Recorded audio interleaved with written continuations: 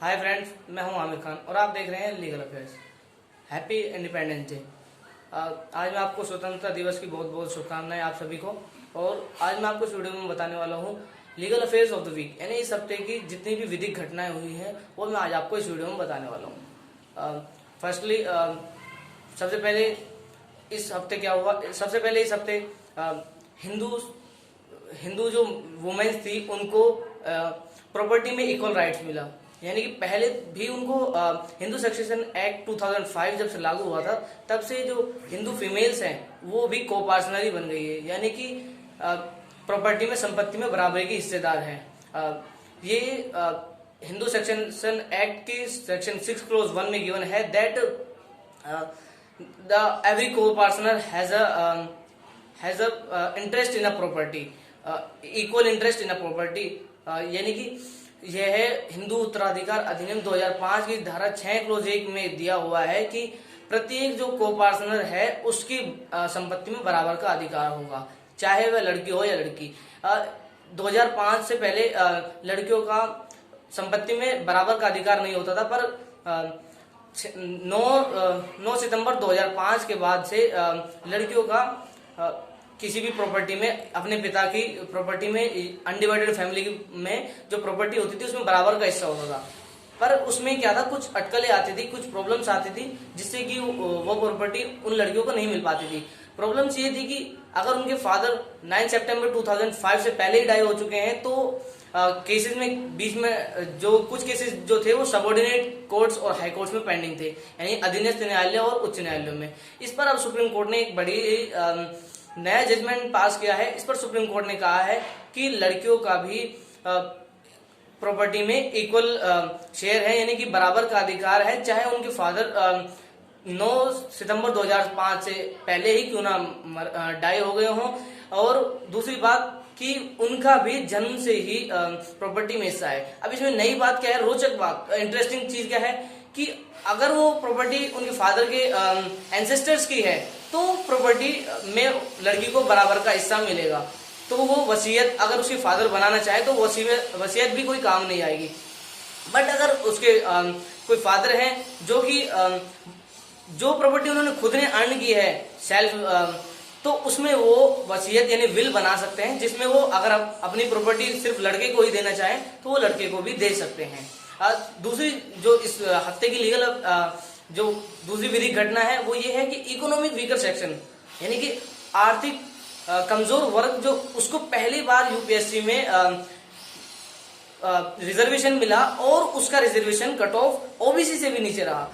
अगर आप देखेंगे तो उसका जनरल की कट ऑफ रही 790 और ओबीसी की कट ऑफ रही 696, जबकि ईडब्ल्यूएस इकोनॉमिक वीकर सेक्शन की जो कट ऑफ रही वो 690 ही रही। ये पहली बार इकोनॉमिक वीकर सेक्शन को यूपीएससी में रिजर्वेशन मिला था। थर्ड, जो तीसरी इस हफ्ते की जो लीगल अफेयर है यानी विधिक घटना है वो ये है कि जामिया मिलिया इस्लामिया यूनिवर्सिटी के 30 स्टूडेंट्स ने 30 छात्रों ने यूपीएससी को एग्जाम को क्रैक कर लिया है और अब वो आईएएस अफसर बनने जा रहे हैं। Fourth legal affair of this week कि जो जामिया मिलिया इस्लामिया यूनिवर्सिटी है उन्होंने सेंट्रल की जो यूनिवर्सिटीज हैं उनमें टॉप किया है। अब टॉप आप पूछेंगे कि कैसे किया, अब इसके भी कई बेसिस हैं। वो एमओयू के जो मापदंड थे, बेसिस थे, उनके आधार पर उन्होंने जामिया मिलिया इस्लामिया यूनिवर्सिटी ने सेंट्रल यूनिवर्सिटीज में टॉप किया है।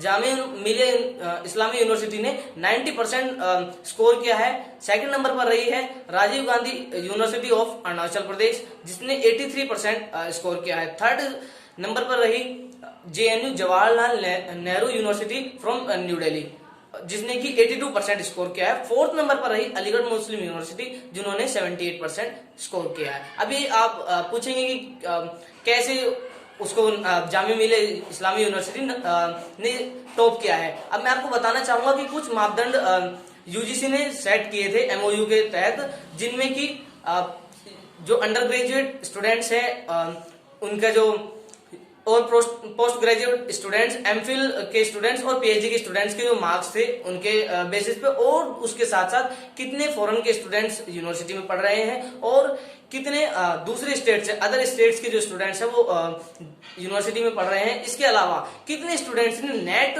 और गेट के एग्जाम को क्रैक किया, इन पर इनके आधार पर जामिया मिलिया इस्लामिया यूनिवर्सिटी ने टॉप किया है। इसके बाद अगली जो बात है वो मैं बताना चाहूंगा, बहुत ही बड़ी खबर है।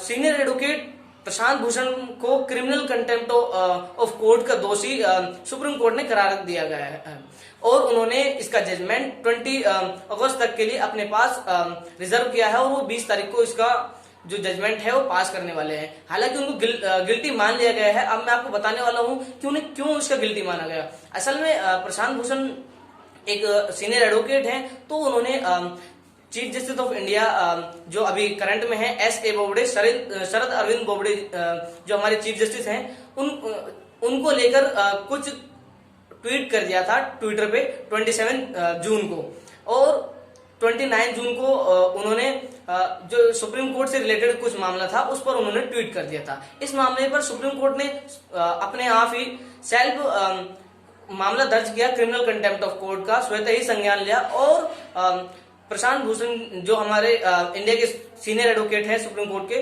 उन्हें 22 तारीख को कारण बताओ नोटिस जारी किया, जिसमें उन्होंने अपना जवाब दाखिल किया और उनसे कहा गया, सुप्रीम कोर्ट ने उनसे पूछा क्या आपने उच्चतम न्यायालय का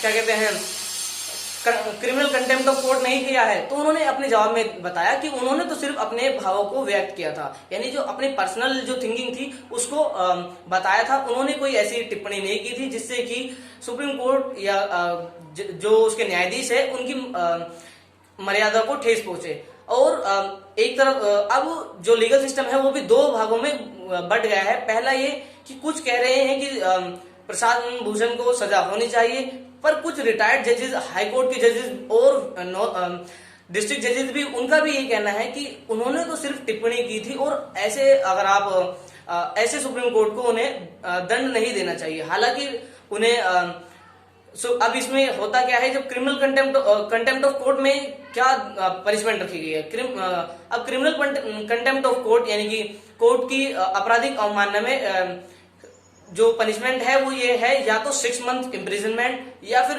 फाइन या फिर बोथ, यानी कि या तो 6 महीने कारावास या फिर दंड यानी पेनल्टी जुर्माना या फिर दोनों हो सकते हैं। अब जो लास्ट खबर है वो राजस्थान से रिलेटेड है।